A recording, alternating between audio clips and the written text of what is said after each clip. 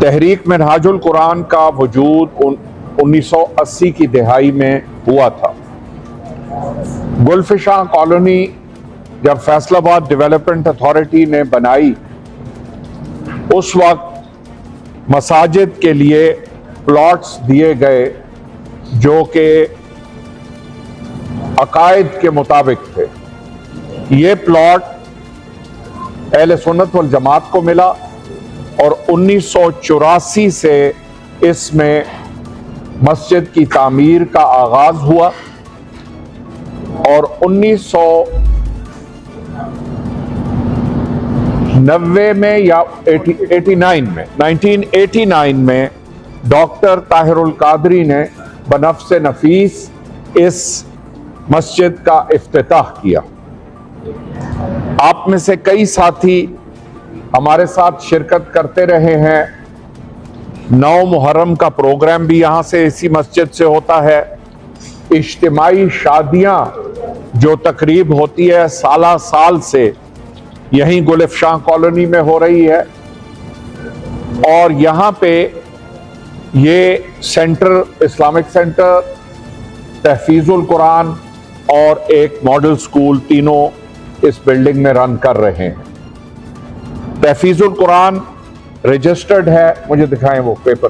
تحفیظ القرآن رجسٹرڈ ہے government of Pakistan کے ساتھ، اور اس کا سرٹیفکیٹ یہ میں آپ سب احباب کو دکھا رہا ہوں۔ گورنمنٹ آف پاکستان کے ساتھ فیڈرلی رجسٹرڈ ادارہ ہے تحفیظ القرآن کا اور اسلامک سینٹر، یہ اس کی رجسٹریشن سرٹیفکیٹ ہے۔ دوسرا سرٹیفکیٹ دکھائیں۔ یہ جو سرٹیفکیٹ ہے یہ منہاج القرآن اسلامک سینٹر اور منہاج القرآن نوری مسجد، یہ بھی نظام المدارس پاکستان کے ساتھ افیلیٹڈ ہے اور فیڈرل گورنمنٹ کے ساتھ، منسٹری آف ایجوکیشن کے ساتھ رجسٹرڈ ادارہ ہے۔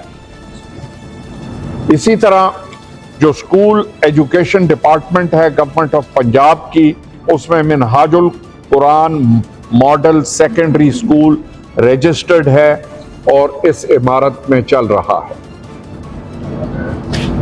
اور اس طرح کے دیگر منہاج القرآن سے آپ لوگ واقف ہیں۔ ہم پاکستان بھر میں تقریباً 700 ماڈل سکولز چلا رہے ہیں اور نظام المدارس کے تحت تقریباً 3000 مدارس حکومت پاکستان کے ساتھ رجسٹرڈ۔ چند دنوں سے یہاں کی جو ماڈل سکول کی انتظامیہ تھی، انہوں نے کوئی شرارت کی اور ہم ایک کیس لے کے گئے ایجوکیشن ڈپارٹمنٹ کے پاس۔ ایجوکیشن ڈپارٹمنٹ نے ایک انویسٹیگیشن کرنے کے بعد طے کیا کہ یہ منہاج القرآن کا ادارہ ہے، منہاج القرآن کی انتظامیہ اس کو رن کرنے کی مجاز ہے، جو وہاں ملازمین ہیں جو تنخواہ لے رہے ہیں منہاج القرآن سے، ان کا ایڈمنسٹریشن کے ساتھ کوئی واسطہ نہیں ہے۔ اسی طرح ایڈیشنل سیشن جج فیصل آباد نے ایک فیصلہ دیا ہوا ہے اور پولیس کو ڈائریکشنز دی ہوئی ہیں۔ 22A کی درخواست ہم نے درج کی تھی، پولیس کو ڈائریکشنز دی ہوئی ہیں 1 مہینے سے کہ ان کے خلاف FIR درج کی جائیں، جو کہ تاحال پولیس والوں نے نہیں اس پہ عمل درآمد کیا۔ ایک صاحب ہیں، MPA ہیں PTI کے، عبدالرزاق صاحب، انہوں نے یہ جو امپلائیز جن کے خلاف ہم نے رپورٹ کی تھی اور جن کے خلاف FIR درج کرنے کی انسٹرکشنز ہیں from a competent court of law, ان کی سرپرستی شروع کر دی اور آ کر مسجد کے اندر، جو کہ ایک مقدس مقام ہے اور جہاں محرم الحرام کے موقع پر انہوں نے کچھ گفتگو فرمائی۔ میں ان کی تعلیم، ان کی تربیت پہ کمنٹ تو نہیں کرنا چاہتا کہ مسجد کے اندر انہوں نے کیا گفتگو فرمائی، کیونکہ نہ تو منہاج القرآن کا وتیرہ ہے گالم گلوچ کا، نہ ہی میری ذاتی یا اجتماعی تربیت ہے کہ ہم بد زبانی، بد اخلاقی اور گالم گلوچ کا حصہ بنیں۔ لیکن ان کی غالباً تربیت ایسی ہوئی ہوگی.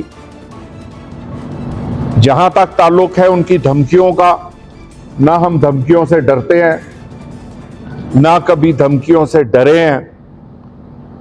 میں خود ڈیرہ اسماعیل خان کا رہائشی ہوں. آپ سب خبریں پڑھتے ہیں. اس وقت جو وہاں پہ لا اینڈ آرڈر کی سچویشن ہے، اس میں ہم اپنے گاؤں میں جاتے آتے ہیں، رہتے ہیں، تو ہمیں نہ تو اپنا خوف ہے نہ ہی کسی کا ڈر ہے. ہاں، ہمارے راستے میں منہاج القرآن کی تشخص اور حیا اور شرم ہمارے راستے میں آتی ہے کہ ہم بازاروں میں کھڑے ہو کر لڑائیاں نہیں کرنا چاہتے. اس لیے میں نے آپ احباب کو بلایا کہ اپنا موقف پیش کر دیں. ہم نے پولیس کے اعلیٰ حکام سے بھی آج ملاقات کی ہے. میں نے ذاتی طور پہ ان کو بھی کہا ہے کہ خدارا محرم کا مہینہ ہے، ایک لا اینڈ آرڈر سچویشن نہ بنائیں، کیونکہ 9 محرم کی صبح حسب سابق جو 20-25 سال سے ہمارا معمول ہے، وہاں سے ہم نے ایک جلوس نکالنا ہے.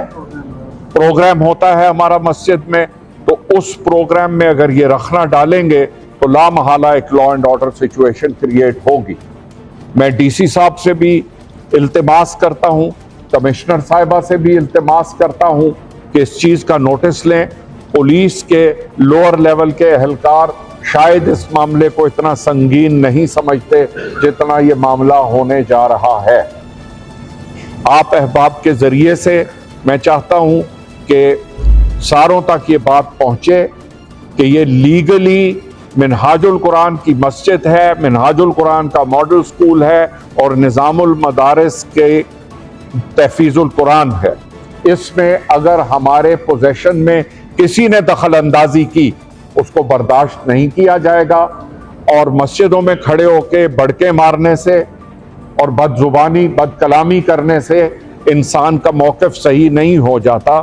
موقف صحیح ہوتا ہے جو کاغذات میں ہو، جو حکومت کے پاس کاغذات ہوں اور جو رجسٹریشن ڈاکیومنٹس ہیں، موقف ان سے صحیح ہوتا ہے.